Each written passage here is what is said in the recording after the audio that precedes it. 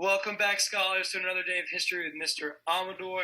We're going to go ahead and get started, but first I want to shout out Mrs. Mitchell, who is helping me record this, as Loom and is not working on my computer, so we're on Zoom, and she is recording me talk to her and teaching her about history. All right, so real quick, let's go ahead and recap some of what y'all just read. So the presidential election of 1876 was a really, really close election with not one of the two candidates, Hayes and Tillman, getting the needed electoral votes to win. So Congress is going to come up with this compromise where the Democrats are going to let the Republicans win the presidency in exchange for removing all the federal troops in the South and letting Democrats, especially those who were in power during the Civil War and before it, come back into power.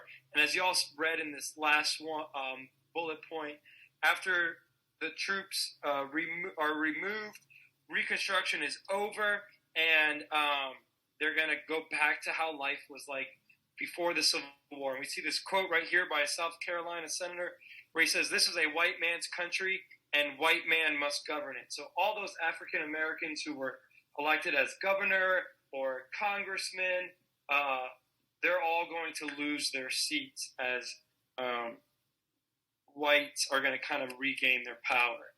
All right, so Reconstruction is going to be reversed. All that progress made between 1865 and 1877 is just going to be wiped clean. So Southern leaders talked of building a new South humming with mills, factories, and cities. And actually the number of textile mills did grow between 1880 and 1900. But unfortunately, most Southerners, both black and white, were trapped in an old South of poverty. So still stuck in that agricultural, a lot of sharecropping, and a lot of the South is going to stay kind of poor for the next couple generations. So freemen had pinned their hopes for a better life of education provided by the South's first public schools during Reconstruction. We learned about that with the Freedmen's Bureau, where now they're opening schools for these freed slaves. But now that Southern Democrats are back in power, they're going to cut spending on education. So because many of these public schools are not getting money from the government anymore, they're going to close down. And the ones that did stay open, the schools that did stay open, charge fees, charge money. So kind of like a private school today. So only about half of all black children in the South were attending schools by the 1880s because a lot of families couldn't afford to send their kids to public school. So this is like kindergarten through 12th grade. All right. Southern Democrats also reversed gains made by freemen after the war. Many Southern states passed laws forcing people who wanted to vote to pay a poll tax. And the tax was set just high enough that voting, like education, became a luxury. So many black Southerners could not afford the tax and could not vote. And then some Southern states also required citizens to pass a literacy test before letting them vote. So this test was to show if they could read. And these tests were made so that African Americans would fail. So they would give you this literacy test, and if you couldn't read, you weren't allowed to vote. And this, of course, was targeted at African Americans who whites knew were not as educated because it was illegal to teach a slave how to read or write. So African Americans are going to protest that these laws denied them their constitutional right to vote, which was the 15th Amendment, that all men of all races, so not women, only men, could vote. And things like poll tax and literacy were infringing on that right. So they're going to take their case to the Supreme Court, and the Supreme Court found that these new voting laws, like poll taxes and literacy tests, did not go against the 15th Amendment. So they did not deny anyone the right to vote on the basis of race, right? Because the poll tax and the literacy test were also given to whites. But whites can read, and whites also had enough money to pay these taxes, so they weren't affected by it. So even though these poll taxes and literacy tests didn't say that they were targeting African Americans, We know that they were based on how they were affected, how African Americans were not able to read or be able to afford to pay these taxes. So the Supreme Court is going to say, nope, that's fine, because it doesn't say you can't vote if you're black or if you're Hispanic. So Supreme Court is really going to drop the ball on that one. And actually, one of the Supreme Court justices who was a former slave owner, is going to say, this is not right. Like, this is obvious. And our Constitution is colorblind, does not see color. So this is going to be the beginning of what's going to be known as Jim Crow era, where a color line is going to be drawn between black and white. So most southern states outlawed segregation in public places during Reconstruction, which means in the South, when Republicans were running things, you could not have segregation. But once these Democrats return to power, they're going to reverse these laws. So they're going to draw a color line between blacks and whites in public life. And whites are going to call these new acts Jim Crow laws after a black character, Jim Crow, in an Entertainers Act in the mid-1800s in these what was known as minstrel shows. But it is important to note that not all white Southerners supported segregation. We know this from newspaper articles, letters, diaries, that not all white Southerners supported these Jim Crow laws. All right, let's continue.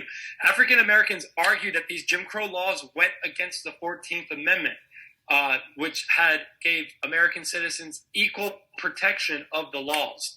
So Homer Plessy was arrested for refusing to obey a Jim Crow law, and he's going to take his case all the way to the Supreme Court. And the Supreme Court is going to decide in Plessy versus Ferguson in 1896 that these laws did not go against the 14th Amendment.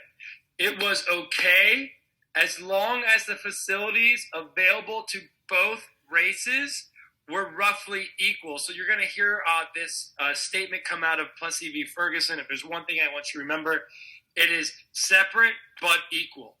As we're going to learn, it was not equal. So states are going to pass more Jim Crow laws after this decision. And blacks and whites now attended separate schools. They played in separate parks, ate in separate restaurants, and sat in different sections in theaters. So the Supreme Court's decision said that these separate facilities must be equal. But these facilities set aside for African Americans, were almost always inferior, that means worse, to the facilities that are labeled white only. And here we can see a famous picture during Jim Crow era where we have a white water fountain and a colored water fountain. And over here to our left, we see African American school, and they were given inferior facilities, meaning not as good, a lot of like old and run down. So how did African Americans respond to this new segregation?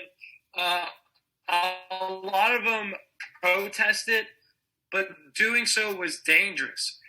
Blacks who spoke out against white rule risked being attacked by some or lynched, which means murdered by hanging. And unfortunately, an African American was lynched somewhere in the United States every few days during the 1890s. So this is a time where a lot of African Americans are speaking up against this, but then are being killed and hanged.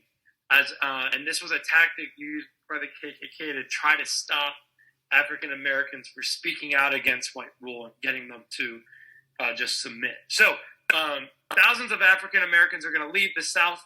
A few of them did choose to return to Africa. There was this movement led by Marcus Garvey, this Pan-African movement.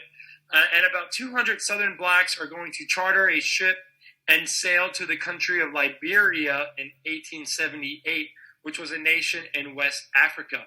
And it actually had been founded in 1821 for the settlement of freed American slaves. So many African Americans are going to migrate to other parts of the United States.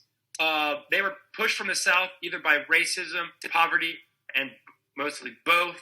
But they were also pulled to the North by more opportunities and also more equal treatment. So some saw a new life as wage earners, right, making money in factories, things like that, so not working in the farms.